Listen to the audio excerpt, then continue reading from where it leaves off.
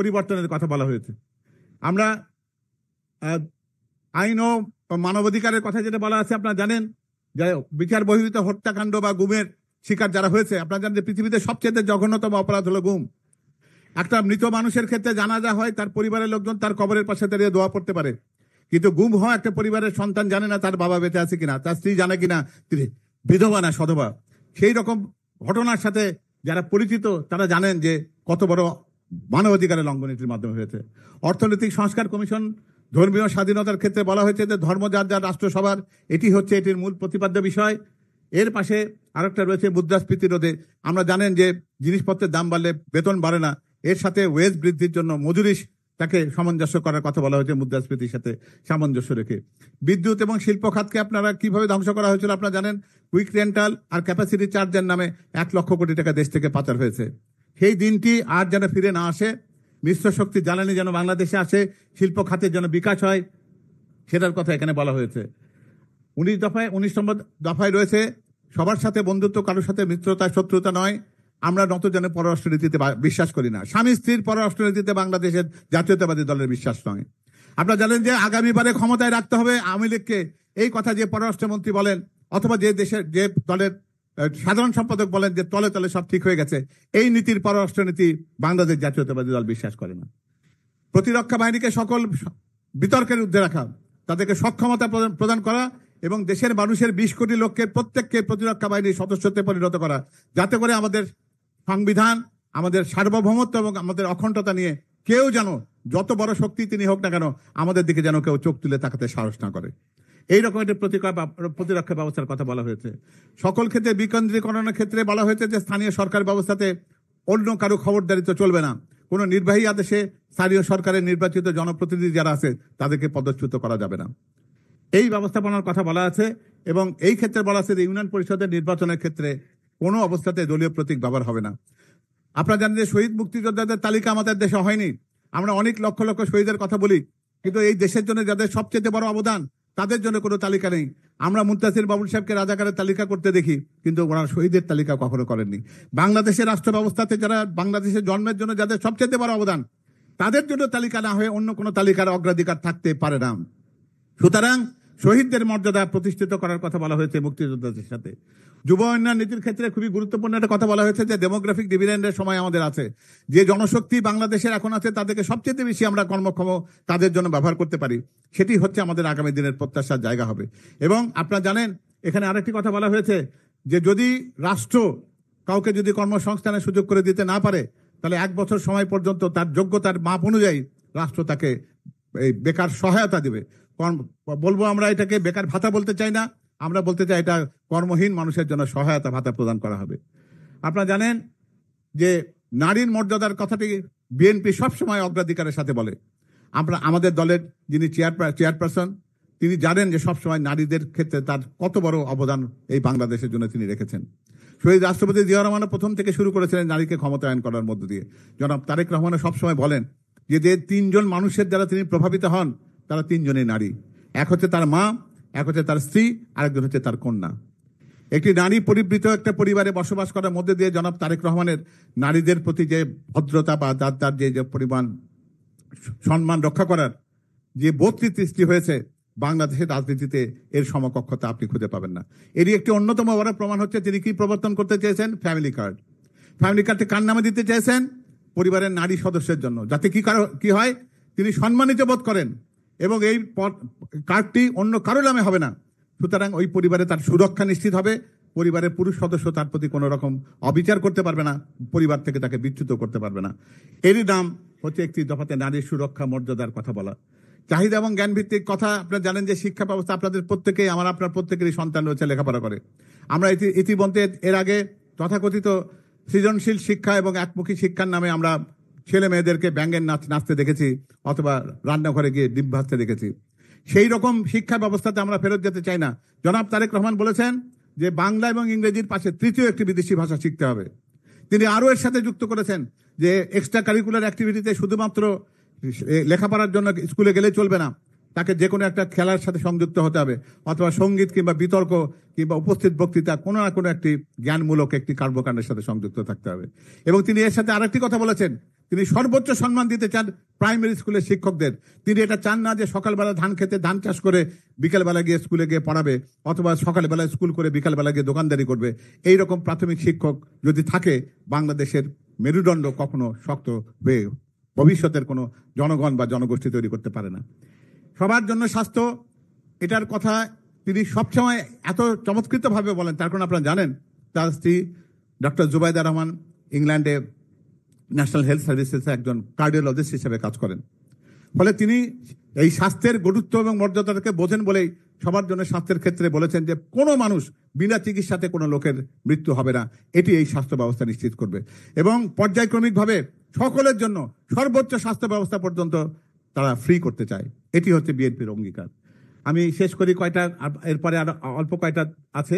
কৃষকের উৎপাদনের কথা বলা হয়েছে, কৃষি বিমার কথা বলা হয়েছে। আপনারা জানেন মাঝে মাঝে এমন হয় যে শীতকালের সবজি, ফুলকপি, বাঁধাকপি কৃষক বা মূলা রাস্তার উপর ফেলে দিয়ে যায়, কারণ তার মূল্য না পাওয়ার জন্য।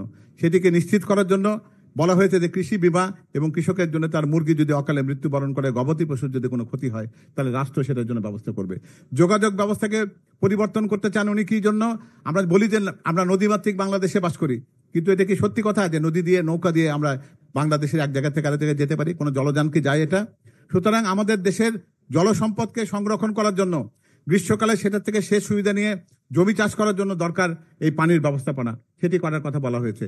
আমরা জানি যে জলবায়ু পরিবর্তন জনিত যে ক্ষতি বাংলাদেশের জন্য অপেক্ষা করছে, সেটা নিরাময়ের জন্য লাকসই এবং কর্মসূচি এমন নিতে হবে যাতে আমরা পরিবেশের এই ভারসাম্য, পরিবেশের ক্ষেত্রে যে আমরা জানি যে বৈশ্বিক উষ্ণতার কারণে যে ক্ষতি হচ্ছে, সেটি থেকে আমরা রক্ষা পেতে পারি। তথ্য এবং যোগাযোগ প্রযুক্তিতে আমরা তথাকথিত স্যাটেলাইট আমরা সেই প্রশান্ত মহাসাগরের উপর নিক্ষেপ করে সেখান থেকে যোগাযোগের সূত্র রেখে আমরা আমাদের অর্থের অপচয় করতে চাই না। আগামী দিনে সত্যিকার অর্থে তথ্য প্রযুক্তির মাধ্যমে বাংলাদেশের ছেলেমেয়েরা যারা আউটসোর্সিং এর মাধ্যমে রাতের বেলা কাজ করে কিন্তু পয়সা আনতে পারে না, জনাব তারেক রহমান সাহেব বলেছেন যে পেপ্যালকে ইন্ট্রোডিউস করবেন বাংলাদেশে, যাতে তারা বৈধ পথে সেই অর্থটা বাংলাদেশের জন্য আনতে পারে। আণবিক শক্তির যথার্থ ব্যবহার হবে। আমরা রূপপুরের মতন 1,30,00,000 কোটি টাকার সেই সমস্ত শ্বেতহস্তির প্রকল্প বাংলাদেশে ভবিষ্যতে আর কখনো হবে না। যা হবে মানুষের কল্যাণের জন্য যেটা হয় সেই রকম। এবং আপনারা জানেন যে প্রতিনিয়ত জমির পরিমাণ কমছে জনসংখ্যার কারণে। ফলে পরিকল্পিত আবাসনের কথা বলা হচ্ছে। গ্রামে একটি জায়গাতে পরিকল্পিত আবাসন ব্যবস্থা হবে, যেখানে সবাই এক জায়গায় বসবাস করবে, তার স্বাস্থ্যের এবং শিক্ষার সব ব্যবস্থা একই জায়গায় থাকবে, বিনোদনের ব্যবস্থা থাকবে, বিপণনের ব্যবস্থা থাকবে। এইরকম ব্যবস্থাপনার মধ্যে দিয়ে বাংলাদেশের ভূমিকে সংরক্ষণ করা এবং ভবিষ্যতের জন্য আমাদের যে খাদ্য নিরাপত্তা, সেটার ব্যবস্থা নিশ্চিত করা হবে। আমি শেষ করি একটি কথা বলে। আপনারা কি মনে করেন, অনেকে বলে যে 31 দফা হচ্ছে একটা অলীক কল্পনা, স্বপ্ন? এটা কি সত্যি কথা? শহীদ রাষ্ট্রপতি জিয়া রহমান দুর্ভিক্ষের বাংলাদেশকে খাদ্যে স্বয়ংসম্পূর্ণ বাংলাদেশ বানাননি। বেগম খালেদা জিয়া যিনি রাষ্ট্রপতি হতে পারতেন খুব সহজে, সেই রাষ্ট্রপতির ব্যবস্থাপনা থেকে উনি সংসদীয় গণতন্ত্রের জায়গায় যাননি। যে নির্বাচনে বিএনপি পরাজিত হয়েছিল তা জানার পরেও এই বেগম খালেদা জিয়া কি বাংলাদেশে তত্ত্বাবধায়ক সরকার ব্যবস্থার কথা বলেননি? তো ফলে বাংলাদেশ জাতীয়তাবাদী দলের ইতিহাস রয়েছে যে কোনো কঠিন চ্যালেঞ্জকে মোকাবেলা করে তার নীতি এবং আদর্শকে মানুষের কাছে প্রতিষ্ঠিত করার। আগামী দিনে মনে রাখবেন, এটি হলো বাংলাদেশ জাতীয়তাবাদী দলের নির্বাচনী ম্যানিফেস্টো। আমার আপনার প্রত্যেকের দায়িত্ব হবে এক একজন তারেক রহমান হয়ে দেশের প্রত্যেকটা মানুষের কাছে এই বার্তা পৌঁছে দেওয়ার জন্য যে আগামী দিনের জন্য তাদের জন্য একটি সমৃদ্ধির বাংলাদেশ অপেক্ষা করছে। আমরা সবাই যদি ঐক্যবদ্ধভাবে সেই প্রত্যয়ের সাথে যদি থাকি, তাহলে জনাব তারেক রহমানের যে স্বপ্ন 31 দফার মধ্য দিয়ে বাংলাদেশকে তিনি নবরূপে গড়তে চান, সেটি সফল হবে। আমরা সবাই বলি আমরা আছি তার সঙ্গে। ধন্যবাদ সবাইকে। আসসালামু আলাইকুম। সংগ্রামী আইনজীবী নেতৃবৃন্দ, আমাদের মাঝে ইতিমধ্যেই ভার্চুয়ালি সংযুক্ত হয়েছেন আজকের অনুষ্ঠানের প্রধান অতিথি, আমাদের 31 দফার রূপকার, আমাদের বিএনপির ভারপ্রাপ্ত চেয়ারম্যান জনাব তারেক রহমান। জনাব তারেক রহমান আমাদের মাঝে প্রধান অতিথি হিসেবে উপস্থিত হয়েছেন।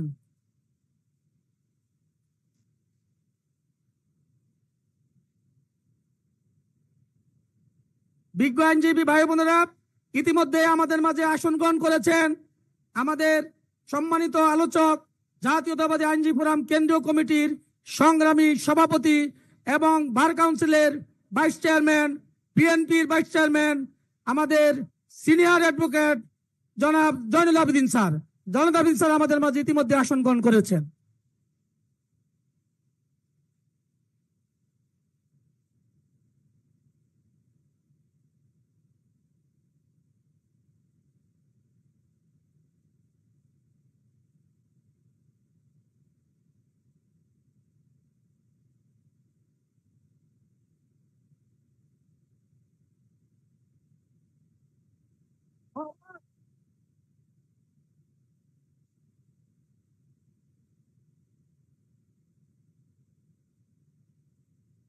এই থামো। এই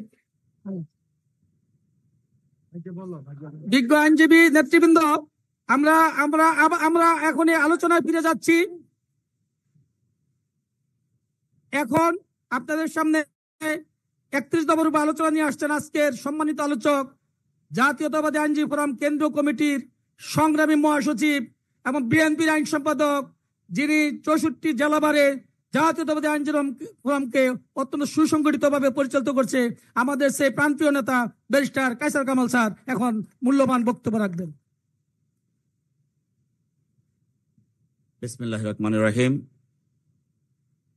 রাষ্ট্র মেরামতের 31 দফা উপলক্ষে আজকের এই আলোচনা সভার সম্মানিত সভাপতি উপস্থিত রয়েছেন ভার্চুয়ালি আমাদের মধ্যে বাংলাদেশ জাতীয়তাবাদী দল বিএনপির সম্মানিত ভারপ্রাপ্ত চেয়ারম্যান, যিনি গত প্রায় 1.5 দশক যাবৎ বাংলাদেশের গণতন্ত্র পুনরুদ্ধার, বাক স্বাধীনতা পুনরুদ্ধার, আইনের শাসন রক্ষার জন্য নিরন্তর পরিশ্রম করে যাচ্ছেন, সেই নেতা জনাব তারেক রহমান।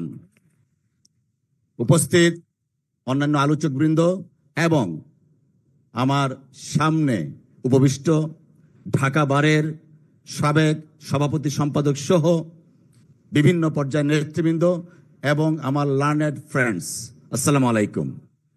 প্রিয় বন্ধুরা আমার, আপনাদের সামনে আমরা অনেকবার অনেক বক্তব্য দিয়েছি। আজকের এই 31 দফার উপরে আলোচনায় মূলত আজকে আমরা সমবেত হয়েছি আমাদের প্রধান অতিথি জনাব তারেক রহমান সাহেবের কাছ থেকে শোনার জন্য। আমি তাই আমার বক্তব্য বিলম্ব করব না, শুধুমাত্র একটা কথাই বলবো। জনাব তারেক রহমান সাহেব 2023 সনের 13ই জুলাই 31 দফার ঘোষণা করেছিলেন। তখন এই 31 দফা নিয়ে তেমন কথা বা চর্চা ততটা হয়নি, কিন্তু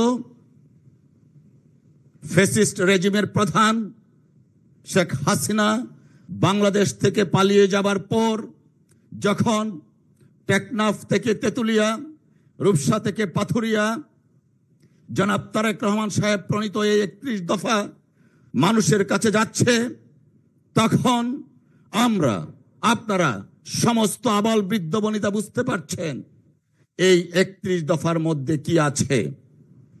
যে সমস্ত সংস্কার কথাগুলো আজকে বলা হচ্ছে, সেই কথাগুলোই জনাব তারেক রহমান সাহেব 13ই জুলাই 2023 সনে বলেছিলেন। বাংলাদেশের এমন কোন সেক্টর নেই, এমন কোন প্রতিষ্ঠান নেই, এমন কোন জায়গা নেই যা এই 31 দফার মাধ্যমে টাচ করা হয়নি। শুধুমাত্র টাচ করাই নয়, তার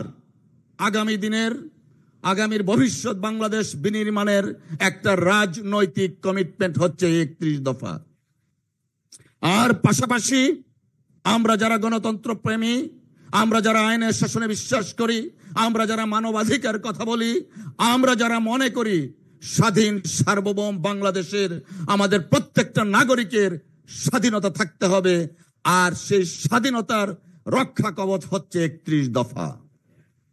তাই বন্ধুরা আমার, অনেকেই এই 31 দফাকে সেই 1215 সনে ব্রিটিশ রেজিমের বিরুদ্ধে যে ম্যাগনা কার্টা ঘোষণা করা হয়েছিল, এই 31 দফাকে অনেকে আজকে ম্যাগনা কার্টার সাথে তুলনা করছেন, কারণ এটা আমাদের দেশের মহামুক্তির মহাসনদ হচ্ছে 31 দফা। আমি আমার বক্তব্য আর বাড়াবো না। আজকে যারা আইনজীবী বন্ধুরা আয়োজন করেছেন, প্রত্যেকের প্রতি কৃতজ্ঞতা জানাচ্ছি এবং শেষ করছি। আল্লাহ হাফেজ। বাংলাদেশ জিন্দাবাদ। বেগম খালেদা জিয়া জিন্দাবাদ। শহীদ জিয়া অমর হোক, অমর হোক। তারেক রহমান জিন্দাবাদ, জিন্দাবাদ। আসসালামু আলাইকুম। প্রিয় আইনজীবী নেতৃবৃন্দ এখন আমাদের সামনে আলোচনা করবেন 31 দফার উপর সম্মানিত আলোচক প্রফেসর ডক্টর বুরহানুদ্দিন খান, সাবেক ডিন আইন অনুষদ, ঢাকা বিশ্ববিদ্যালয়।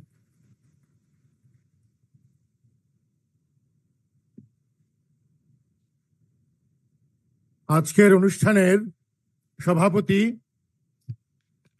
আজকের অনুষ্ঠানের প্রধান অতিথি জনাব তারেক রহমান, বাংলাদেশ জাতীয়তাবাদী দলের ভারপ্রাপ্ত সভাপতি, মঞ্চ উপবিষ্ট বক্তাবৃন্দ, সুধীমণ্ডলী, ইতিপূর্বেই ডাক্তার মুহদ্দেদ হোসেন আলমগীর পাভেল 31 দফা নিয়ে আপনাদেরকে বিস্তারিত বলেছেন।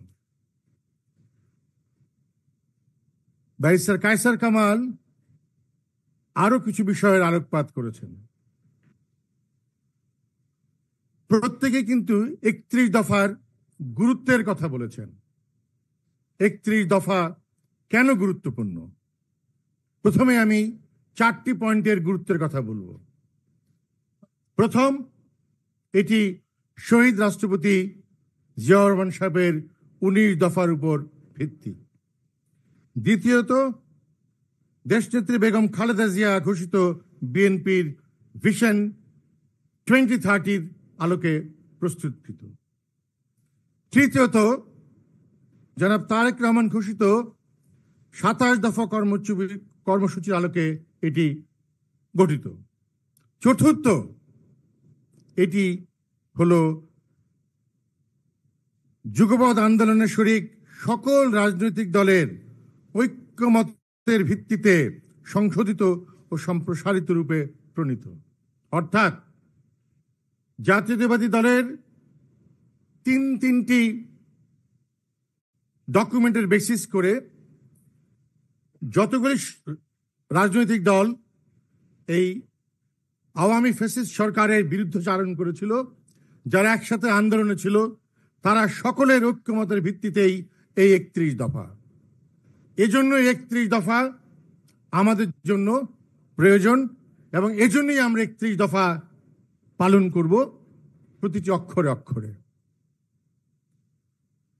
31 দফা পালন করতে গেলেই 3টি ফেজে অন্তত করা প্রয়োজন: short term, mid term, long term. Short টার্মের কিছু কিছু কিন্তু ইতিমধ্যেই হয়ে গেছে। যেমন ধরেন, সুপ্রিম কোর্টের বিচারক নিয়োগ সংক্রান্ত আইন হয়ে গেছে, সুপ্রিম জুডিশিয়াল কাউন্সিল ফিরে এসেছে। এটি ছিল আমাদের 31 দফার 10 নম্বর দফা, যা কিনা আইনজীবীদের জন্য প্রয়োজন। খুব উল্লেখযোগ্য যে এই 31 দফার ভিতরে প্রায় অর্ধেক কিন্তু আইনজীবী এবং আইন নিয়ে, অর্থাৎ রাষ্ট্র জীবনে আইন শিক্ষা, আইন এবং আইনজীবীদের গুরুত্ব যে কত অপরিসীম তা আমরা এই 31 দফা পড়লে হাড়ে হাড়ে বুঝতে পারি। শর্ট টার্মের ভিতরে এখানে আলোকপাত ছিল বেশ কিছু সংস্কার কমিশনের কথা। আপনারা ইতিমধ্যেই জানেন যে বর্তমান সরকার সংস্কার কমিশন, একাধিক সংস্কার কমিশন করেছেন, যা এই 31 দফার আলোকে হয়েছে। এই 31 দফা পালনের জন্য বেশ কিছু জায়গায় প্রয়োজন সংবিধান সংশোধন, আইন প্রণয়ন এবং আইনের সংশোধন। আইনের সংশোধন এবং আইন প্রণয়ন শুরু হয়েছে এই 31 দফার আলোকে, এবং নির্বাচনের আগেও কিন্তু বেশ কিছু আইনের সংশোধন আনতে হবে, যা কিনা এখানে বলা হয়েছে। এবং আমাদের বিশ্বাস যে বর্তমান সরকার নির্বাচনে যাওয়ার আগে নির্বাচন সংক্রান্ত যে বিষয়গুলি আছে, অর্থাৎ 8 দফায় যে কথাগুলি বলা আছে, সেখানে প্রয়োজনীয় পরিবর্তন আনবেন এবং তারপরেই নির্বাচনে যাবেন। এখানে কয়েকটি বিষয় বলা আছে যে তত্ত্বাবধায়ক সরকারের ফিরে আসা, আদালতের রায় ফিরে এসেছে, বাকিটা শুধু হবে সাংবিধানিক ভাবে ফিরিয়ে আনা। অর্থাৎ 31 দফার বেশ কিছু কাজ করতে হবে কিন্তু পরবর্তী পার্লামেন্টের। এখানে 31 দফার একটি দফা আছে, 7 নম্বর দফা হচ্ছে 70 অনুচ্ছেদ সংশোধন করা, সেটাও কিন্তু করবে পার্লামেন্ট। এখানে বলা আছে যে প্রধানমন্ত্রী দুবারের বেশি দায়িত্ব পালন করবেন না, সেটার জন্য কিন্তু লাগবে সংবিধান সংশোধন এবং পরবর্তী পার্লামেন্টকেই তা করতে হবে। এখানে বলা আছে যে স্বচ্ছতা নিশ্চিতকরণে সকল রাষ্ট্রীয় সাংবিধানিক এবং সাংবিধানিক প্রতিষ্ঠানের পুনর্গঠন, এটি রাষ্ট্র করবে। সেই সাথে সাথে কিন্তু আমরা যারা আইনজীবী আছি, আমরা যারা দেশের নাগরিক আছে, আমাদের কিন্তু অনেক দায়িত্ব। সরকারিভাবে এবং আইনিভাবে এটা করলেই হবে না। এই 31 দফার সুফল পেতে হলে আমাদেরকে সেইভাবে কাজ করতে হবে। 14 নম্বর অনুচ্ছেদ যদি দেখেন, সেখানে বলা হচ্ছে যে সর্বস্তরে আইনের শাসন ও মানবাধিকার প্রতিষ্ঠার কথা বলা হচ্ছে। রাষ্ট্র মানবাধিকার নিশ্চিত করবে, শুধু আইন দিয়ে মানবাধিকার নিশ্চিত করা যায় না। মানুষের অধিকার কার? মানুষের অধিকার। এই মানুষকে, এই মানুষ আমি আপনি। সুতরাং পরবর্তী সরকার বা বর্তমান সরকারই শুধু আমাদের মানবাধিকার নিশ্চিত করতে পারবে না, যতক্ষণ পর্যন্ত আমরা আমাদের অধিকার একজন আরেকজনেরটা হরণ করব না এবং একজন আরেকজন অধিকার নিশ্চিত করব। সুতরাং এই গুরু দায়িত্বের কথা আমাদেরকে ভাবতে হবে। এখানে বলা হয়েছে দ্বিকক্ষ বিশিষ্ট আইনসভা। এটি আমার বিশ্বাস লং টার্মে হওয়া প্রয়োজন, শর্ট টার্মে হওয়ার কোনো সুযোগ নাই। কারণ পার্লামেন্ট আসবে, সেই পার্লামেন্ট বসবে, তারপরে তারা ঠিক করবে কবে কখন তারা দ্বিকক্ষ বিশিষ্ট আইনসভা আনবে। তবে আমার একটি কনসার্ন আছে এখানে, যে দ্বিকক্ষ বিশিষ্ট আইনসভা যদি আমরা করি, তাহলে কিন্তু প্রকৃত অর্থে করতে হবে, অর্থাৎ ক্ষমতার ভারসাম্য সেখানে আনার চেষ্টা করতে হবে। যদি আমরা প্রধানমন্ত্রী এবং রাষ্ট্রপতির ভিতরে ক্ষমতার ভারসাম্য আনার কথা বলি, যা কিনা এখানেও বলা আছে, তাহলে আপনি আবার এই দুই কক্ষের ভিতরে কিভাবে ক্ষমতা বন্টন করবেন? There will be a conflict situation. So we really need to think and sit and understand যে আসলে আমরা কি করব। তবে দ্বিকক্ষ বিশিষ্ট করার জন্য এই 31 দফাতে যেটা বলা আছে, যে যারা সমাজের এক শ্রেণীর লোককে আইনসভায় একত্রীকরণ করার উদ্দেশ্যে এটা কি করা হয়েছে, সেটি কিন্তু সংবিধান সংশোধন করে নারীদেরকে যেভাবে আনা হচ্ছে ঠিক সেভাবেই কিন্তু তাদের জন্য প্রথম অবস্থায় সেভাবে আনা সম্ভব। তারপরে ধীরে ধীরে আমাদেরকে যেতে হবে যে কিভাবে আমরা দ্বিকক্ষ বিশিষ্ট আইনসভাতে যাব। আমি আমার বক্তব্য দীর্ঘায়িত করব না। জয়নুল আবেদিন ভাই আছেন, আমাদের মাননীয় চেয়ারপারসন, উনিও কথা বলবেন। আপনাদের সকলকে ধন্যবাদ জানাচ্ছি আমার কথাগুলি ধৈর্য ধরে শোনার জন্য। সকলকে ধন্যবাদ। প্রিয় আইনজীবী নেতৃবৃন্দ, এখন আমাদের সামনে আলোচনা নিয়ে আসছেন বার কাউন্সিলের ভাইস চেয়ারম্যান এবং বিএনপির ভাইস চেয়ারম্যান, আইনজীবী ফোরামের সংগ্রামী সভাপতি, সুপ্রিম কোর্টের বারবার নির্বাচিত সাধারণ সম্পাদক এবং সভাপতি, senior advocate Zainul Abedin sir.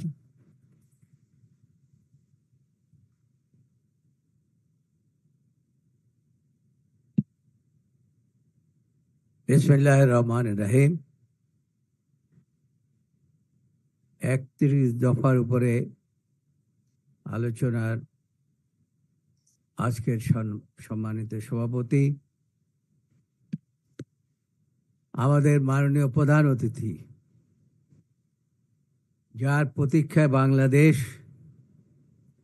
এবং যিনি এই 31 দফা দেন, তার আগে বলেছিলেন আমার প্রিয় বাংলাদেশ। এত বড় বক্তব্য যিনি দিতে পারেন, যে সমস্ত বাংলাদেশকে নিয়ে তার বক্তব্য এবং আজকের যে 31 দফা, যেটা ডক্টর বোরহান বলেছেন, তিনি 31 দফাকে এমনভাবে প্রণয়ন করেছেন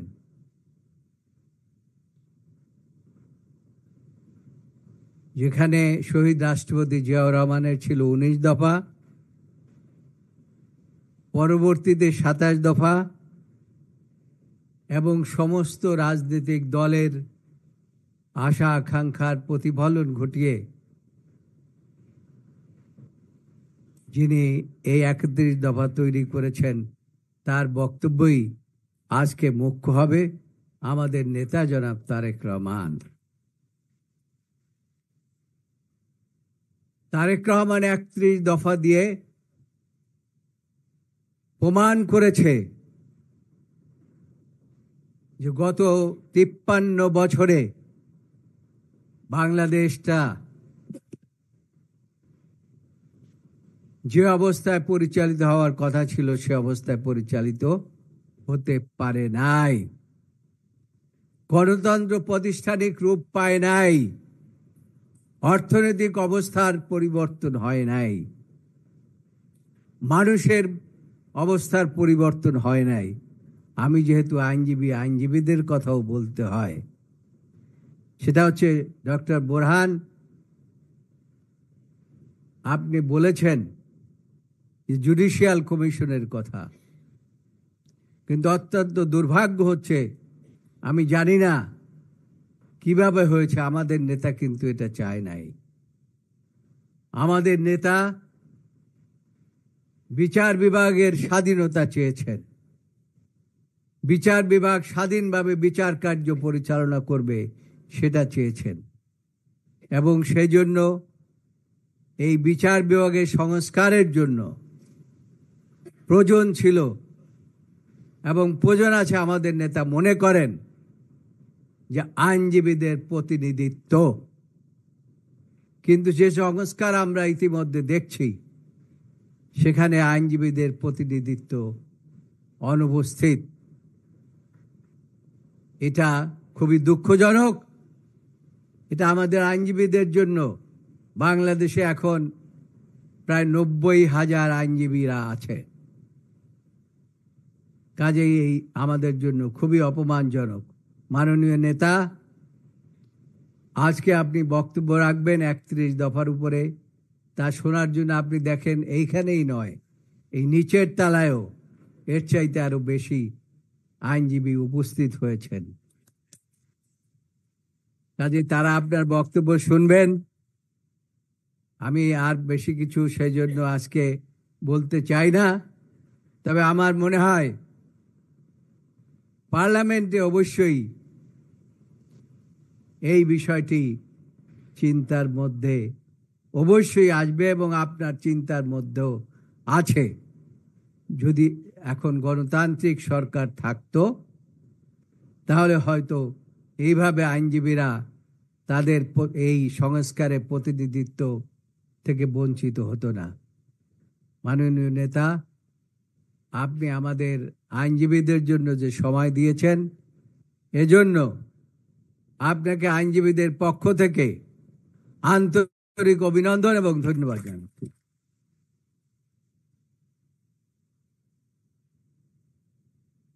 সকলকে ধন্যবাদ। প্রিয় আইনজীবী নেতৃবৃন্দ, একটু প্রোটোকলের ব্যত্যয় ঘটিয়ে এখন আমাদের সামনে বক্তব্য নিয়ে আসছেন আজকের অনুষ্ঠানের সভাপতি, ঢাকা বারের জাতীয়তাবাদী আইনজীবী ফোরাম কমিটির আহ্বায়ক এবং বিএনপির সহ আইন সম্পাদক, আইনজীবী ফোরামের প্রতিষ্ঠাকালীন নেতা জনাব অ্যাডভোকেট খোরশেদ আলম স্যার। বিসমিল্লাহির রহমানির রহিম। বাংলাদেশ জাতীয়তাবাদী আইনজীবী ফোরাম ঢাকা বার ইউনিট কর্তৃক আজকের এই 31 দফা বিষয়ক কর্মশালার যিনি প্রধান অতিথি হিসেবে ইতিমধ্যে আমাদের মাঝে উপস্থিত হয়েছেন শহীদ রাষ্ট্রপতি জিয়াউর রহমান এবং 3 বারের প্রধানমন্ত্রী দেশনেত্রী তারেক রহমানের সুযোগ্য সন্তান এবং সুযোগ্য উত্তরসূরি, আমাদের প্রাণপ্রিয় নেতা, এদেশের মাটি ও মানুষের নেতা এবং বাংলাদেশ জাতীয়তাবাদী দলের সুযোগ্য ভারপ্রাপ্ত চেয়ারম্যান জনাব তারেক রহমান আমাদের মাঝে উপস্থিত হয়েছেন। ঢাকা আইনজীবী সমিতির 32,000 আইনজীবীর পক্ষ থেকে তাকে ধন্যবাদ জানাই এবং কৃতজ্ঞতা প্রকাশ করি। উপস্থিত আছেন বাংলাদেশ জাতীয় আইনজীবী ফোরাম প্রতিষ্ঠাকালীন অন্যতম প্রতিষ্ঠাতা, বার কাউন্সিলের ভাইস চেয়ারম্যান, বিএনপির ভাইস চেয়ারম্যান এবং বর্তমান জাতীয় আইনজীবী ফোরামের সম্মানিত সভাপতি সিনিয়র আইনজীবী জনাব জয়নুল আবেদিন। এখানে উপস্থিত আছেন যিনি ইতিমধ্যেই এই বঙ্গ জাতীয় আইনজীবী ফোরামকে সারা দেশব্যাপী সুসংগঠিত করার জন্য 74টি বারে যিনি আমাদেরকে নিয়ে এবং টিম করে দিয়ে যিনি সুশৃঙ্খল ভাবে সেই ফোরামকে শক্তিশালী করে আজ এই পর্যায়ে নিয়ে এসেছেন আমাদের দেশ নায়ক তারেক রহমানের অত্যন্ত আস্থাভাজন ব্যক্তিত্ব, বাংলাদেশ জাতীয় আইনজীবী ফোরামের সম্মানিত মহাসচিব, বিএনপির আইন সম্পাদক জনাব ব্যারিস্টার কাইসার কামাল। এখানে উপস্থিত আছেন আমাদের বুরহান ভাই, সবাই জানেন উনি ঢাকা বিশ্ববিদ্যালয়ের ল ফ্যাকাল্টির সর্বকালের সবচেয়ে ভালো ডিন হিসাবে যিনি ইতিমধ্যে আইনজীবীদের মাঝে স্থান করে নিয়েছেন। উপস্থিত আছেন পাবেল ভাই, আমার টাইম প্রায় শেষ, আমার নিহাল হোসেন ফারুক আমার সদস্য সচিব অনেক কাজ করেছেন। উপস্থিত আছেন ঢাকা আইনজীবী সমিতির বর্তমান প্রেসিডেন্ট, বর্তমান সাধারণ সম্পাদক, সাবেক সভাপতি, সাধারণ সম্পাদক বিন্দু, বিভিন্ন স্তরের কর্মকর্তা বিন্দু, আমার প্রাণপ্রিয় এবং আইনজীবী ফোরামের কেন্দ্রীয় কমিটির সাংগঠনিক সম্পাদক সহ অন্যান্য নেতৃবৃন্দ, সামনে উপস্থিত আমার প্রাণপ্রিয় আইনজীবী ভাই ও বোনেরা, আসসালামু আলাইকুম। আমরা মূলত দেশ নায়ক তারেক রহমান, যিনি ইতিমধ্যে সারা বাংলাদেশ ব্যাপী 31 দফাকে ধারে ধারে পৌঁছে দিয়েছেন এবং 90,000 আইনজীবী, বিশেষ করে ঢাকা 32,000 আইনজীবীর মাঝে যিনি আমাদের মাঝে সেই 31 দফা ছড়িয়ে দিবেন, যার আশায় আমরা যার বক্তব্য শোনার জন্য অধিক আগ্রহ অপেক্ষা করছি, তার বক্তব্য শোনার জন্য তাকে স্বাগত জানিয়ে এবং এখানে আমরা তার বক্তব্য শুনবো এই যে, এবং তিনি আমাদের মাঝে উপস্থিত হয়েছেন, ধন্যবাদ জানিয়ে কৃতজ্ঞতা জানিয়ে এখানে আমার বক্তব্য শেষ করছি। বাংলাদেশ জিন্দাবাদ, শহীদ রাষ্ট্রপতি জিয়াউর রহমান অমর হোক, দেশনেত্রী বেগম খালেদা জিয়া জিন্দাবাদ, তারুণ্য অহংকার দেশ নায়ক তারেক রহমান জিন্দাবাদ জিন্দাবাদ। বিজ্ঞ আইনজীবী নেতৃবৃন্দ, এখনই আমাদের সামনে বক্তব্য নিয়ে আসছেন আজকের অনুষ্ঠানের প্রধান অতিথি, প্রধান আকর্ষণ, যার বক্তব্য শোনার জন্য আমরা 15 দিন যাবৎ অধীর আগ্রহে ঢাকা বারে আমরা প্রস্তুতি নিয়েছি এবং এই 31 দফার কর্মসূচির রূপকার এবং বিএনপির ভারপ্রাপ্ত চেয়ারম্যান জনাব তারেক রহমান আমাদের সামনে এখন বক্তব্য নিয়ে আসছেন। জি, ধন্যবাদ। বিসমিল্লাহির রহমানির রহিম। আজকে ঢাকা আইনজীবী ফোরাম কর্তৃক আয়োজিত এই 31 দফা কর্মশালা অনুষ্ঠানের সম্মানিত সভাপতি জনাব খুরশেদ আলম, মঞ্চে উপস্থিত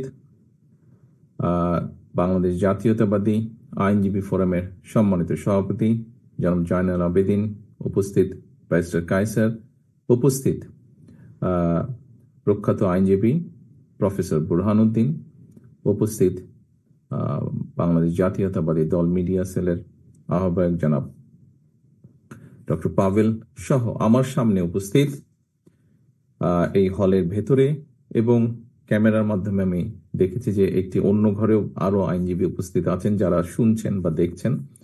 উপস্থিত সকল আইনজীবীবৃন্দ, আসসালামু আলাইকুম।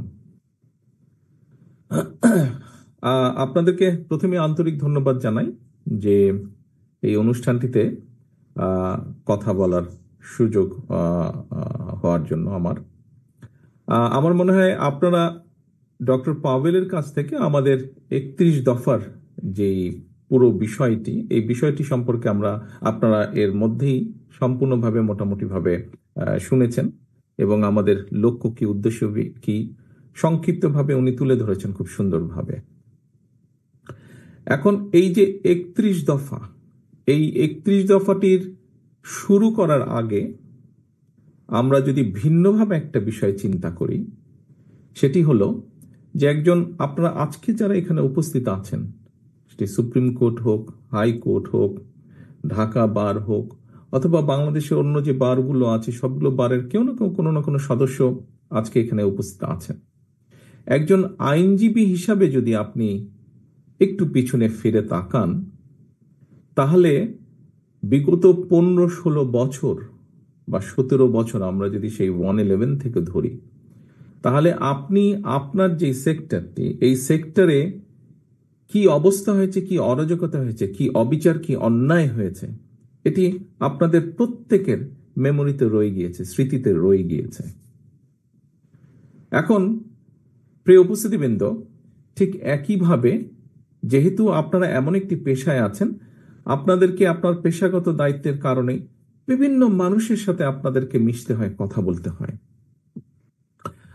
আপনি একজন লয়ার, কিন্তু লয়ার হিসেবে আপনাকে পেশাগত কারণেই ব্যবসায়ীর সাথে কথা বলতে হয়, আপনাকে পেশাগত কারণে ডাক্তারের সাথে কথা বলতে হয়, ইঞ্জিনিয়ারের সাথে কথা বলতে হয়, একজন শিক্ষকের সাথে কথা বলতে হয়, একজন গৃহিণীর সাথে কথা বলতে হয়, একজন ছোট মুদির দোকানদার হোক বা একজন ছোট ব্যবসায়ী হোক বা যে কোনো পেশার সাংবাদিক হোক, যে কোনো পেশার মানুষের সাথে কম বেশি কথা বলতে হয় আপনার পেশাগত কারণে।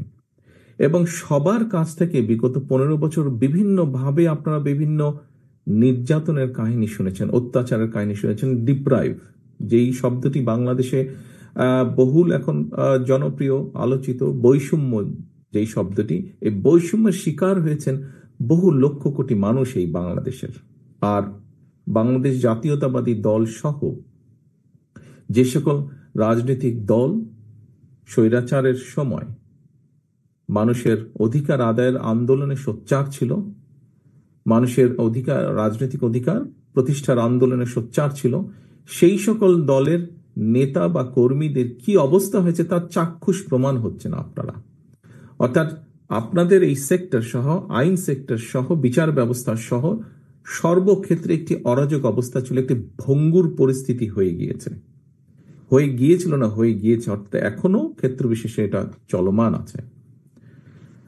প্রিয় উপস্থিতিবৃন্দ, এখানে বক্তারা উল্লেখ করেছেন আপনাদের কাছে, আমি যতটুকু জানি আপনাদের প্রত্যেকের কাছে একটি ছোট বুকলেটও পৌঁছে গিয়েছে বোধহয় বাই নাও, এই অনুষ্ঠানের শুরুতেই। এবং সেখানে যদি আপনারা দেখেন, সেখানে একটি ডেট লেখা আছে যে কবে আমরা প্রথম এই 31 দফাটি উপস্থাপন করেছিলাম দেশের মানুষের কাছে, দেশের সামনে আমরা উপস্থাপন করেছিলাম। প্রথমে এটি 31 দফাটি 31 দফা ছিল না, এটি ছিল 27 দফা। এখানে বোরহান সাহেব খুব সুন্দরভাবে বলেছেন ওনার বক্তব্যে যে আমরা শহীদ রাষ্ট্রপতি জিয়াউর রহমান কর্তৃক ঘোষিত যে 19 দফা ছিল, সেখান থেকে আমরা নিয়েছি, যা বর্তমান সময়ের সাথে বা ভবিষ্যতের সাথে সামঞ্জস্যপূর্ণ। সময়ের সাথে কিছু কিছু জিনিস তো অবশ্যই পরিবর্তিত হয়। এরপরে আমরা ভিশন 2030 দেশনেত্রী বেগম খালেদা জিয়া যেটি উপস্থাপন করেছিলেন সেখান থেকেও নিয়েছি। আমরা প্রথমে এটিকে 27 দফা হিসাবে উপস্থাপন করেছিলাম। পরবর্তীতে আমাদের সাথে যে সকল গণতান্ত্রিকামী রাজনৈতিক দল ছিলেন তাদেরও মতামত নিয়েছি, তারাও কিছু কিছু মতামত নিয়েছেন। তারপরে আমরা এটিকে 31 দফায় নিয়ে আসি। 27 থেকে অন্যান্য যে সকল রাজনৈতিক আমাদের সাথে রাজনৈতিক দল ছিলেন আন্দোলনে, তাদের মতামতের ভিত্তিতে, তাদেরও কিছু সাজেশন ছিল, সেটার ভিত্তিতে আমরা 31 দফায় নিয়ে আসি। এখন এই 31 দফাটি আমরা প্রায় 2.5 বছর আগে দেশের মানুষের সামনে উপস্থাপন করেছি, দেশের সামনে উপস্থাপন করেছি। যেই পয়েন্টটি দিয়ে আমি আপনাদের সামনে আলোচনা, আমার বক্তব্যটি শুরু করেছি যে প্রত্যেকটি সেক্টর কি অবস্থা হয়েছে, সেটি কম বেশি চাক্ষুষ প্রমাণ আপনারা, সেটি বিভিন্নভাবে আপনারা সে বিষয়ে ধারণা আছে আপনাদের। উপস্থিতিবৃন্দ, বাংলাদেশ জাতীয়তাবাদী দল বাংলাদেশের মানুষের সমর্থনের উপরে ভিত্তি করে এর আগে কয়েকবার রাষ্ট্র পরিচালনা করেছে। যেহেতু বাংলাদেশ জাতীয়তাবাদী দলের রাষ্ট্র পরিচালনার অভিজ্ঞতা আছে, হ্যাঁ আমরা অতীতে রাষ্ট্র পরিচালনা করেছি, হতে পারে ক্ষেত্র বিশেষে আমাদের কিছু কিছু ভুল হয়েছে, আমরা যেভাবে অনেক জিনিস করতে চেয়েছি হয়তো পারিনি বিভিন্ন সীমাবদ্ধতার কারণে, কিন্তু আমাদের একটি অভিজ্ঞতা আছে, এই দলের অভিজ্ঞতা আছে, এই দলে অভিজ্ঞতা সম্পন্ন মানুষ আছেন যারা রাষ্ট্র পরিচালনার দায়িত্বে ছিলেন। আমরা এই সব কিছুর আলোকে বিবেচনা করে আলোচনা করে 31 দফাটি আমরা উপস্থাপন করেছি। আমরা দেখেছি যে স্বৈরাচারের সময়, বিশেষ করে এটির প্রক্রিয়াটি শুরু হয়েছিল 111 গভর্নমেন্টের সময় থেকে, এবং পরবর্তীতে যে পলাতক স্বৈরাচার তাদের সময় এটি কন্টিনিউ করেছে। আমরা অর্থনীতির কথা বলি, আমরা কৃষির কথা বলি, আমরা শিল্পের কথা বলি, আমরা শিক্ষার কথা বলি, আমরা স্বাস্থ্যের কথা বলি, বিচার ব্যবস্থা তো অবশ্যই আছে, আমরা প্রশাসনের কথা বলি, সেটি সিভিল প্রশাসন হতে পারে, সেটি পুলিশ প্রশাসন হতে পারে, সেটি মিলিটারি প্রশাসন হতে পারে। আমরা যেই সেক্টরের কথা বলি না, কম বেশি প্রত্যেকটি সেক্টরকে ধ্বংস করে ফেলা হয়েছিল, ধ্বংসের দ্বার প্রান্তে নিয়ে যাওয়া হয়েছিল। কেন নিয়ে যাওয়া হয়েছিল, কিভাবে নিয়ে যাওয়া হয়েছিল, এগুলো লম্বা স্টোরি, সেগুলোতে যাওয়ার প্রয়োজন নেই। যেই কথাটি আমি আপনাদের সামনে বলছিলাম যে বাংলাদেশ জাতীয়তাবাদী দল, যেহেতু রাষ্ট্র পরিচালনার একটি অভিজ্ঞতা এই দলের আছে, এই দলের সেই সকল ব্যক্তি আছেন যারা রাষ্ট্র পরিচালনা করেছেন, সকলে মিলে সিদ্ধান্ত নিয়েছেন, দেখেছেন অভিজ্ঞতার আলোকে। আমরা দেখেছি যে আমরা যদি কতগুলো এখন পলিসি সিদ্ধান্ত গ্রহণ না করি, তাহলে এই দেশকে ধ্বংস থেকে রক্ষা করা সম্ভব নয়। যে সময় বাংলাদেশের কোনো ব্যক্তি, বর্তমানে আমরা অনেককে শুনছি, বিভিন্ন জন, বিভিন্ন মানুষ, সমাজের বহু মানুষ এইরকম বিভিন্ন সংস্কার প্রস্তাব উপস্থাপন করছেন, যেটি একটি খুব ভালো বিষয় বলে আমি মনে করি। প্রত্যেকটি মানুষেরই চিন্তা ভাবনা আছে, বক্তব্য আছে, বিভিন্ন বিষয় সম্পর্কে ধারণা আছে, জ্ঞান আছে, প্রত্যেকেই তাদের আইডিয়াটি শেয়ার করতে পারেন, উপস্থাপন করতে পারেন। This is very welcoming. কিন্তু যে সময় কেউ সাহস করেনি স্বৈরাচারের মুখের উপরে দাঁড়িয়ে, স্বৈরাচারের চোখে চোখ রেখে বলতে যে এই বিষয় সংস্কার করা প্রয়োজন, এই বিষয় দেশ ধ্বংসের দ্বার প্রান্তে, ঠিক সেই সময় বাংলাদেশ জাতীয়তাবাদী দল, তার সাথে যে সকল রাজনৈতিক দল আন্দোলনে আমরা রাজপথে ছিলাম, সকল দল মিলিতভাবে আমরা 31 দফা উপস্থাপন করেছি। আজকের অনেক ব্যক্তিবর্গই সেদিন সংস্কারের স্বর ধারে কাছে ওনারা ছিলেন না, কিন্তু সেদিন বিএনপি সহ বিএনপির সাথে সমমনা মানুষগুলো, সমমনা দলগুলো আমরা 31 দফা উপস্থাপন করেছিলাম। এখন যে কথাটি একটু আগে আপনাদের সামনে বলেছি যে 31 দফার ভিতরে কি কি আছে, বা 31 দফা কেন, কোন লক্ষ্যে। প্রিয় সহকর্মীবৃন্দ, অভিজ্ঞতা তো অবশ্যই আছে, এবং অভিজ্ঞতার সাথে সাথে বাংলাদেশ জাতীয়তাবাদী দল, এটির লক্ষ্য এবং উদ্দেশ্য কি। আমরা একটি রাজনৈতিক দল, আমাদের রাজনৈতিক কর্ম পরিকল্পনা, প্ল্যানিং এসব থাকবে। স্বাভাবিকভাবেই আমরা চাইব আমাদের লক্ষ্য, কৃষি নিয়ে আমরা কি ভাবি, কৃষিকে কিভাবে আমরা সবচেয়ে বেশি কন্ট্রিবিউট করতে পারি, অথবা কৃষি থেকে সবচেয়ে বেশি কিভাবে মানুষ উপকৃত হতে পারে, কৃষিকে কিভাবে উন্নত করা যেতে পারে, শিক্ষা নিয়ে আমরা কি ভাবি, দেশের ভবিষ্যৎ প্রজন্মকে আমরা কিভাবে গড়ে তুলতে চাই, কিভাবে দেশকে এগিয়ে নেওয়ার জন্য ভবিষ্যৎ প্রজন্মকে, শিক্ষা ব্যবস্থাকে সাজালে ভবিষ্যৎ প্রজন্মকে এগিয়ে নিয়ে যাবে, দেশকে এগিয়ে নিয়ে যাবে, কিভাবে স্বাস্থ্য ব্যবস্থাকে কিভাবে সাজালে দেশের মানুষের কাছে স্বাস্থ্য সেবা পৌঁছে দেওয়া সম্ভব হবে। আমরা দেখেছি বাংলাদেশ থেকে বহু মানুষকে চিকিৎসার জন্য চলে যান যারা এফোর্ড করতে পারেন, বিভিন্ন দেশে তারা যান। শিক্ষা নিয়ে বিভিন্ন রিপোর্ট বের হয়েছে, সেই রিপোর্টের ভিত্তিতে আলোচনা করলে মনে হবে, একজন রাজনৈতিক কর্মী হিসেবে আমার ধারণা আপনারাও বিশ্বাস করবেন বা মনে করার যথেষ্ট কারণ আছে যে এর আগে যে পলাতক স্বৈরাচার সরকার, তারা ইচ্ছাকৃতভাবেই স্বাস্থ্য সেবাকে নষ্ট করে দিয়েছিল। কারণ যে কোনো একটি জায়গায়, যে কোনো একটি দেশকে একটি সুবিধা দেওয়ার জন্য। তো এটা বিবেচনা করলে বিভিন্ন বিষয় আসে, জ্বালানি সংক্রান্ত বিষয় যদি আমরা দেখি, আমাদের বিদ্যুৎ সেক্টর বা জ্বালানি সেক্টর, সবকিছু বিবেচনা করলে এরকমই একটি ধারণা ফুটে উঠে। আমাদের দেশের পানি ব্যবস্থা আমরা কিভাবে পানি ব্যবস্থা করতে চাই। কয়েকদিন আগে আপনারা খেয়াল করেছেন যে আমরা বাংলাদেশ জাতীয়তাবাদী দল তিস্তা বাঁচাও এরকম একটি কর্মসূচি সাথে আমরা সম্পৃক্ত হয়েছি, দলের অবস্থান থেকে আমরা কর্মসূচি গ্রহণ করেছি। এই যে এই বিষয়গুলো, শিক্ষা বলেন, স্বাস্থ্য বলেন, দেশের কৃষি বলেন, এই যে তিস্তার কথা বললাম, ফারাক্কার বিষয়ে আমরা উল্লেখ করেছি। আমরা অতীতে যখন দেশ পরিচালনার দায়িত্বে ছিলাম, দেশনেত্রী খালেদা জিয়া, শহীদ রাষ্ট্রপতি জিয়াউর রহমান ফারাক্কা চুক্তি করেছেন, দেশনেত্রী খালেদা জিয়া যখন দায়িত্বে ছিলেন, সেই সময় আমরা যখন আমাদের পক্ষে মনে হয়েছে, সরকার মনে করেছে, আমরা জাতিসংঘে বিষয়টি উপস্থাপন করেছি যে আমরা আমাদের ন্যায্য হিস্সা চাই। এইভাবে এই বিষয়গুলো বিভিন্নভাবে 31 দফায় নিয়ে আসা হয়েছে। কারণ আমাদের রাজনৈতিক দল হিসেবে একটি লক্ষ্য আছে, একটি উদ্দেশ্য আছে, কিভাবে আমরা দেশকে সামনে নিতে চাই।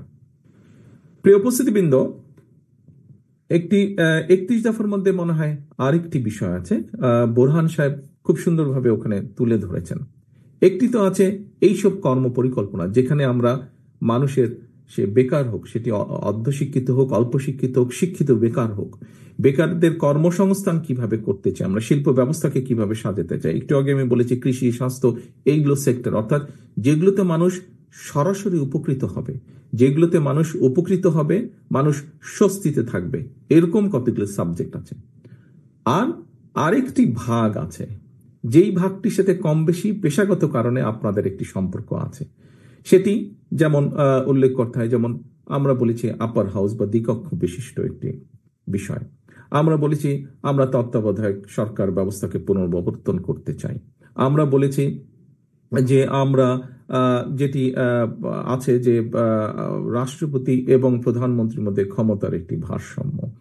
আমরা বলেছি যে আমরা মনে করি যে দেশের এই সংসদ যে ব্যবস্থা, এই ব্যবস্থার মধ্যে স্বাভাবিক যেহেতু সংসদীয় ব্যবস্থা, এখানে প্রধানমন্ত্রী হয়, এবং আমাদের একটি মনে করার কারণ আছে, বিভিন্ন বিবেচনায় আমরা মনে করি যে যে স্বৈরাচার ব্যবস্থাটি, এটিকে যদি আমরা ঠিক করতে চাই, এটির হাত থেকে যদি দেশকে রক্ষা করতে চাই, আমরা মনে করি যে একজন ব্যক্তি পরপর দুবারের বেশি প্রধানমন্ত্রী হতে পারবেন না। এখন প্রিয় উপস্থিতিবৃন্দ, এইটি আরেকটি সেক্টর, এটি আরেকটি সেক্টর। এই যে আইনগত বিষয় বা এই যে নৈতিক কতগুলো বিষয়, এটি আরেকটি সেক্টর। এখানে দুটো ভাগ আছে 31 দফার মধ্যে, নিশ্চয়ই আপনারা খেয়াল করেছেন। একটি হচ্ছে প্রতিদিন মানুষের, প্রতিটি মানুষের সাথে কিভাবে মানুষের জীবনযাত্রা বা লাইফকে একটা বেটার পজিশনে নেওয়া যায়, সকলের, সব শ্রেণী পেশার মানুষকে, সেটি একটা চ্যাপ্টার। আরেকটি চ্যাপ্টার আছে নৈতিক কতগুলো বিষয়ের পরিবর্তনের বা নৈতিক কতগুলো বিষয়ের উন্নতি, সেটি আমাদের রাজনৈতিক সবকিছু চিন্তা চেতনার পরিবর্তন। এখন অবশ্যই এখানে বোরহান সাহেব আবার বলতে হচ্ছে আমাকে ওনার কথা, উনি একটি কথা বলেছেন যে এই বিষয়গুলোকে যদি আমাদের অ্যাড্রেস করতে হয়, বা যে কোনো বিষয় যদি আমরা অ্যাড্রেস করতে চাই না কেন, এই বিষয়গুলোকে অবশ্যই পার্লামেন্টের মাধ্যমে করতে হবে, সংসদের মাধ্যমে করতে হবে। সংসদবিহীন একটি সরকার যত যাই করুক, সেই বিষয়গুলো আমার ঠিক বোধগম্য নয়। একজন পলিটিক্যাল অ্যাক্টিভিস্ট হিসেবে, একজন রাজনৈতিক ব্যক্তি, রাজনৈতিক কর্মী হিসেবে আমার বোধগম্য নয় যে কিভাবে ইমপ্লিমেন্ট করা সম্ভব একটি পার্লামেন্ট ছাড়া। কারণ যারা সংস্কারের কথা বলছেন, আমার ধারণা নিশ্চয়ই ওনারাও এতটুকু বুঝতে সক্ষম যে যাই করি না কেন, কারণ অতীতে দেখা গিয়েছে যে অনেকে এরকম অনেক সংস্কারের কথা বলেছে, কিন্তু যখন পার্লামেন্ট বসেছে, আমরা 111-এর সময় দেখেছি তারও অনেক বড় বড় সুন্দর সুন্দর কথা বলেছিল, অনেকগুলো সংস্কার প্রস্তাব কি কি সব করেছিল, কিন্তু পরবর্তীতে যখন পার্লামেন্ট বসেছে, স্বৈরাচার যখন ক্ষমতা গ্রহণ করেছে, খুব ক্লিয়ারলি বলা যায়, কম বেশি এটি বলার জন্য রকেট সায়েন্সের প্রয়োজন হয়। 2008 সালের নির্বাচনে সেখানে ঘাপলা ছিল, সেটি যে স্বৈরাচার যে ক্ষমতায় ছিল তার বিভিন্ন কথাবার্তা থেকে বেরিয়ে এসেছে, এগুলি ঐতিহাসিকভাবে প্রমাণিত। এছাড়াও ইলেকশন রেজাল্ট অ্যানালাইসিস করলেও আমরা দেখেছি 2008 সালে, তারপরেও গণতন্ত্রের স্বার্থে আমরা সেটিকে একসেপ্ট করে নিয়েছিলাম সেই সময়। তো আমরা যদি দেখি, তাহলে আমরা দেখেছি যে তখনও সেই সব সংস্কার প্রস্তাবকে তখন অন্যভাবে চেঞ্জ করে ফেলা হয়েছিল, করা হয়নি। কারণ সেটি প্রকৃত জনগণের ভোটে নির্বাচিত সংসদ ছিল না। জনগণের ভোটে 2008 সালে প্রকৃত জনগণের ভোটে ছিল না। এবং এইবার আর সেইবারের তফাৎটা এটাই হচ্ছে যে এইবার সংস্কারের প্রস্তাব সবচাইতে প্রথম বাংলাদেশ জাতীয়তাবাদী দল দেশের সামনে এবং দেশের মানুষের সামনে উপস্থাপন করেছে। আর কেউ করার আগে, সবচাইতে আগে আমরা করেছি, বাংলাদেশ জাতীয়তাবাদী দল। যেহেতু আমরা বাংলাদেশ জাতীয়তাবাদী দল এই সংস্কার প্রস্তাব সবচাইতে আগে উপস্থাপন করেছি, কমিটমেন্ট করেছি আমরা বাংলাদেশের মানুষের কাছে, সেজন্যই এটিকে পর্যায়ক্রমিকভাবে, ধারাবাহিকভাবে এটিকে সাকসেসফুল করা অথবা এটি প্রতিশ্রুতি পূরণ করা, এটি আমাদের একটি পবিত্র দায়িত্ব। এবং এই পবিত্র দায়িত্ব যদি আমাদেরকে পর্যায়ক্রমিকভাবে বাস্তবতার নিরিখে আমাদেরকে এটিকে পূরণ করতে হয়, অবশ্যই একটি সংসদের প্রয়োজন আছে। কারণ সংসদ ছাড়া একটি নির্বাচন, যেই নির্বাচনের মাধ্যমে বাংলাদেশের মানুষ প্রকৃতভাবে তাদের রায় প্রদান করতে পারবে। সেই রায়ের মাধ্যমে যেটাই রেজাল্ট হোক না কেন সংসদের, স্বচ্ছ এবং স্বাভাবিক নিরপেক্ষ নির্বাচনের মাধ্যমে যেই রায়টি হবে, সেই রায়ের মাধ্যমে সংসদ যেটাই হোক না কেন, সেই সংসদ একমাত্র সংস্কার প্রস্তাবকে বাস্তবে রূপ দিতে সক্ষম হবে। প্রিয় উপস্থিতিবৃন্দ, বিভিন্ন ব্যক্তি, বিভিন্ন বিষয়, কোন নির্বাচন আগে হবে, কোন নির্বাচন পরে হবে, বিভিন্ন জনের বিভিন্ন দাবি হয়তো থাকতেই পারে, এটিতে থাকতেই পারে। কিন্তু আমাদেরকে আজকে একটি বাস্তবতা মনে হয় বিবেচনা করতে হবে। সেই বাস্তবতা আমরা যদি আমাদের চারিদিকে তাকাই, তাহলে আমরা একটি অস্থিরতা হয়তো লক্ষ্য করতে পারি। বিভিন্ন টিভি টকশো থেকে আরম্ভ করে বিভিন্ন ব্যক্তি যারা বিভিন্নভাবে তাদের রাজনৈতিক বক্তব্য উপস্থাপন করেন, বিভিন্ন মাধ্যমে, ইলেকট্রনিক মাধ্যম সহ বিভিন্ন মাধ্যমে, প্রত্যেক জায়গায় আমরা দেখছি যে একটি অস্থিরতা বিরাজ করছে। এই অস্থিরতা বিরাজ করার হয়তো একটি মূল কারণ হতে পারে যে স্বাভাবিকভাবেই এই মুহূর্তে অন্তর্বর্তীকালীন সরকার আছে, এবং অন্তর্বর্তীকালীন সরকারের আমরা মনে করি মূল দায়িত্ব হচ্ছে, অন্তর্বর্তীকালীন সরকারের মূল দায়িত্ব হচ্ছে সেটি, অর্থাৎ দেশের মানুষ যেই সিদ্ধান্ত নিতে চায় সেই সিদ্ধান্তের সাথে একমত পোষণ করা এবং দেশের মানুষকে তার সিদ্ধান্ত নিতে সহযোগিতা করা, সেই ব্যবস্থা করা, রাজনৈতিক সিদ্ধান্ত গ্রহণ করতে সহযোগিতা করা, এটি হওয়া উচিত তাদের মূল লক্ষ্য। আমরা লক্ষ্য করছি যে বিভিন্ন কথাবার্তা, সরকারের বিভিন্ন ব্যক্তির বিভিন্ন কথাবার্তা থেকে আমাদের কাছে মনে হচ্ছে তারা, এবং বিভিন্ন ব্যক্তির আলোচনা থেকেও ফুটে উঠছে যে তারা সম্ভবত তাদের লক্ষ্য থেকে কিছুটা হলেও বিচ্যুত হচ্ছেন ক্ষেত্র বিশেষে, এবং বিভিন্ন স্টেটমেন্ট থেকে, বিভিন্ন ব্যক্তির বিভিন্ন স্টেটমেন্ট থেকে বিভিন্ন রকম কনফিউশনের তৈরি হচ্ছে, বিভিন্ন কনফিউশন তৈরি হচ্ছে, মানুষ বিভিন্নভাবে কনফিউজড হচ্ছে। প্রিয় উপস্থিতিবৃন্দ, খুব স্বাভাবিকভাবে রাজনীতিতে যখন কনফিউশন থাকবে, অস্থিরতা তখন দেখা দিবে আমাদের, এবং এই অস্থিরতার কারণে প্রত্যেকটি দেশের প্রত্যেকটি মানুষ সমস্যার সম্মুখীন হবে। কারণ যখনই রাজনৈতিক অস্থিরতা থাকবে, রাজনৈতিক স্টেবিলিটি যদি আমরা এনশিওর করতে না পারি, তাহলে আমরা যে যত সংস্কারই ঘোষণা করি না কেন, যে যত নীতি গ্রহণ করি না কেন, কোনোটি সাকসেসফুল হবে না। রাজনীতি অস্থির হলে এটি এফেক্ট করবে অর্থনীতিতে, এবং অর্থনীতি এফেক্ট করবে সবকিছুকে, অর্থনীতি এফেক্ট করবে সবকিছুকে। সেই জন্যই অর্থনীতি এফেক্ট করবে, এমনকি আপনারা যারা আইন পেশার সাথে সম্পৃক্ত আছেন, আপনার পেশাকে এফেক্ট করবে খুব স্বাভাবিকভাবে।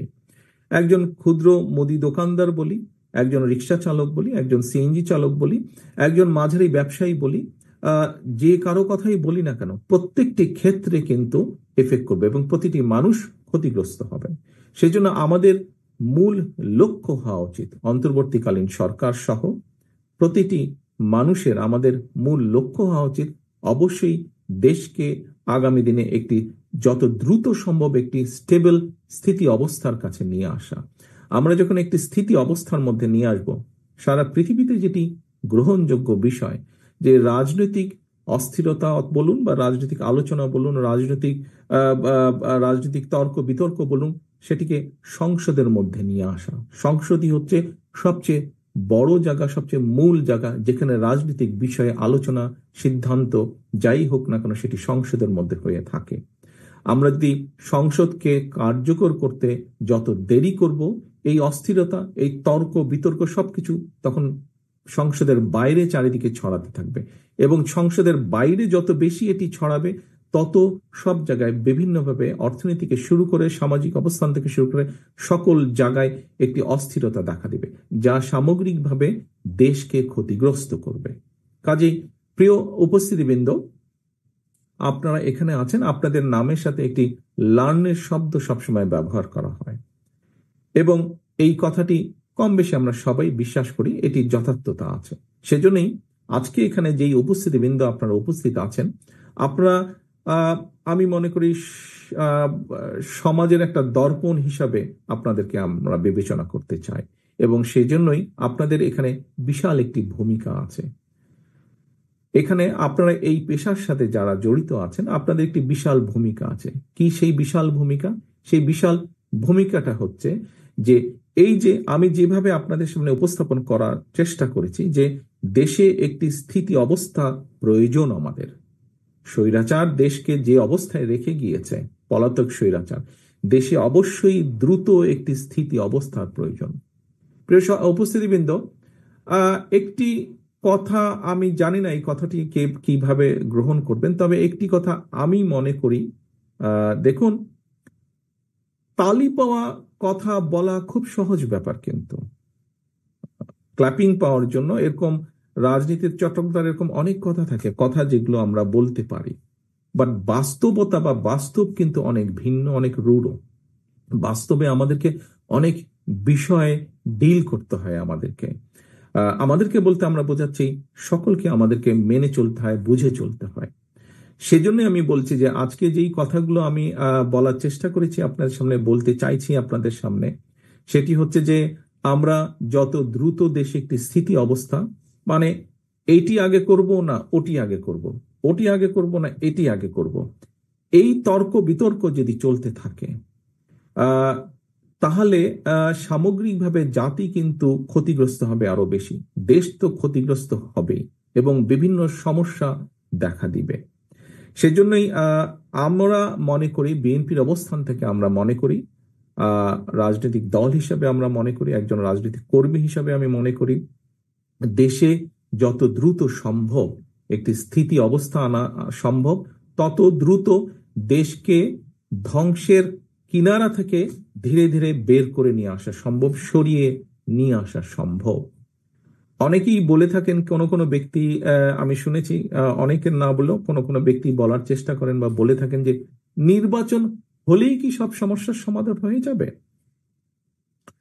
নির্বাচন হলেই যে সব সমস্যার সমাধান হয়ে যাবে সে কথাটি এইভাবে না বলে আমরা চিন্তা করতে পারি, নির্বাচন হলে যেহেতু একটি স্থিতি অবস্থা আসবে এবং ধীরে ধীরে রিফর্ম কাজগুলো শুরু হবে, সমস্যাগুলোর প্রকটতা, তীব্রতা ধীরে ধীরে কমা শুরু করবে এবং নির্বাচন হলে সমস্যাগুলোর সমাধান কিভাবে করা যায় এটি দায়িত্বপ্রাপ্ত হবেন বিভিন্ন মানুষ। যখন দায়িত্বপ্রাপ্ত হবেন, স্বাভাবিকভাবেই তারা বসবেন, তারা আলোচনা করবেন, তারা কাজ করবেন। একদিনে কোনো কিছুই হবে না, বাট হওয়া পসিবিলিটি শুরু হবে, হওয়ার সম্ভাবনা শুরু হবে। কাজেই প্রিয় উপস্থিতিবৃন্দ, আজকে আমরা এখানে 31 দফার কর্মশালায় অনুষ্ঠানে যোগদান করেছি। এই 31 দফার লক্ষ্য উদ্দেশ্যই ছিল দেশ এবং দেশের মানুষ, কিভাবে দেশের মানুষের অবস্থার উন্নতি ঘটানো যায়, কিভাবে দেশের উন্নতি ঘটানো যায়। এই 31 দফা বাস্তবায়নের সুযোগ যদি বাংলাদেশ জাতীয়তাবাদী দল আগামী দিনে বাংলাদেশের মানুষের সমর্থনে সরকার গঠনে সক্ষম হয়, তাহলে এই 31 দফা আমরা পূরণে আমরা যথাসাধ্য আমাদের অবশ্যই চেষ্টা থাকবে। কিন্তু 31 দফাকে যদি আমাদের বাস্তবায়ন করতে হয়, তাহলে আমি ব্যক্তিগতভাবে বিশ্বাস করি 31 দফা বাস্তবায়ন করতে হলে, 31 দফা আপনারা যদি খুব ভালো করে দেখেন, আমরা আমাদের অবস্থান থেকে 31 দফা দিয়েছি। অন্তর্বর্তীকালীন সরকার বেশ কয়েকটি 6টি বোধহয় কমিশন গঠন করেছেন, তারাও বিভিন্ন বিষয়ে সুপারিশ দিয়েছেন। আপনারা যদি মিলিয়ে দেখেন, দেখবেন খুব একটা বেশি তফাৎ নেই 31 দফার সাথে, খুব একটা বেশি ডিফারেন্স নেই। কিছু কিছু থাকতেই পারে, না থাকার কোনো কারণ নাই। তাদের কিছু কিছু বিষয় মনে হয়েছে ওনারা দিয়েছেন, এটা দিতেই পারেন ওনারা, কিন্তু মূল বা বেসিক বিষয়গুলোর মধ্যে তেমন কোনো পার্থক্য নেই।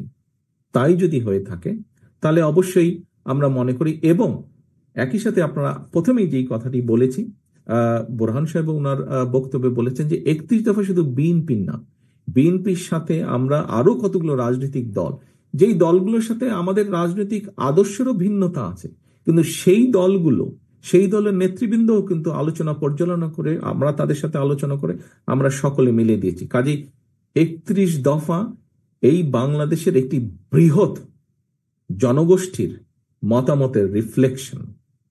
বৃহৎ জনগোষ্ঠীর মতামতের রিফ্লেকশন। শুধু বিএনপি না, বিএনপির সাথে আরো অনেকগুলো দল আছেন যারা তাদের মতামত দিয়েছেন এবং তারাও বাংলাদেশের বহু মানুষকে রিপ্রেজেন্ট করেন। বিএনপি যেমন করে তারাও করেন।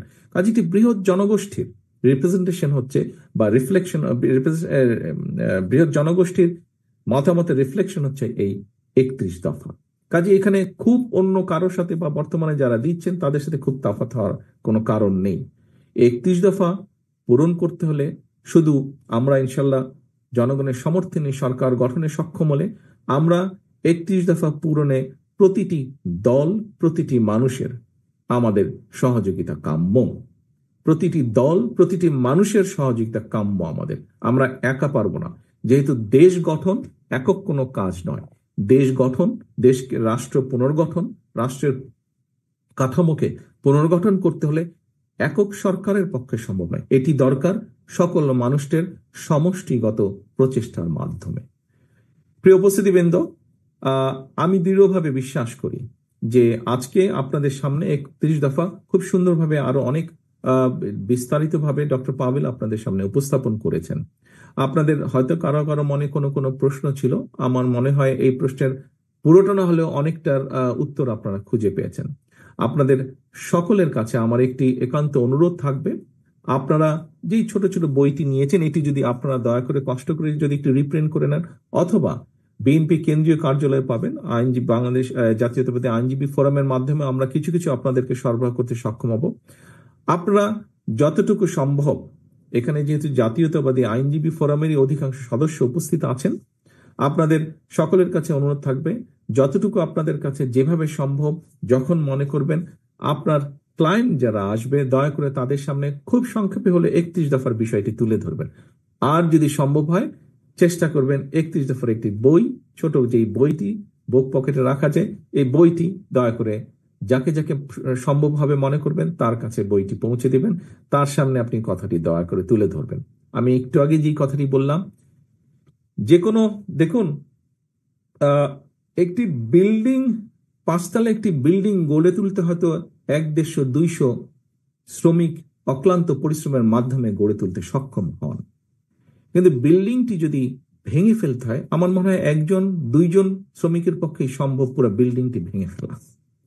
কাজেই রাষ্ট্র পুনর্গঠনের জন্য প্রতিটি দেশের প্রতিটি মানুষ, প্রতিটি নাগরিকের, বিবেকবান প্রতিটি মানুষের সহযোগিতা কাম্য, সাহায্য কাম্য। সকলের মিলিত প্রচেষ্টার মাধ্যমেই আমরা একটি সুন্দর, আমাদের প্রত্যাশিত একটি বাংলাদেশ ইনশাল্লাহ গড়ে তুলতে সক্ষম হব। সকলকে আন্তরিকভাবে ধন্যবাদ। আল্লাহ হাফেজ। বাংলাদেশ জিন্দাবাদ। বাংলাদেশ জাতীয়তাবাদী দল জিন্দাবাদ।